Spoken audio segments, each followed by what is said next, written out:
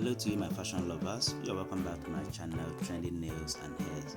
The channel, as you always know, that gives you the very best in nails and hairs fashion.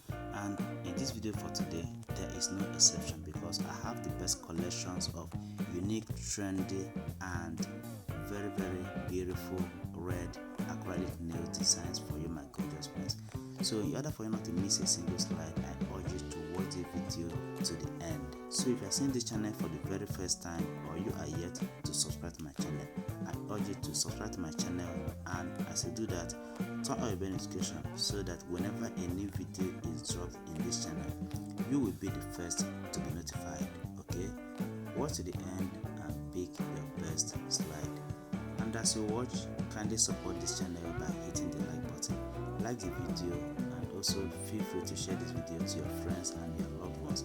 And you can as well save this video for a later use. Thank you so much.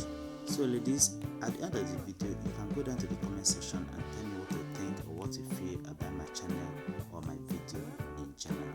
I'll be looking forward to seeing you again in my next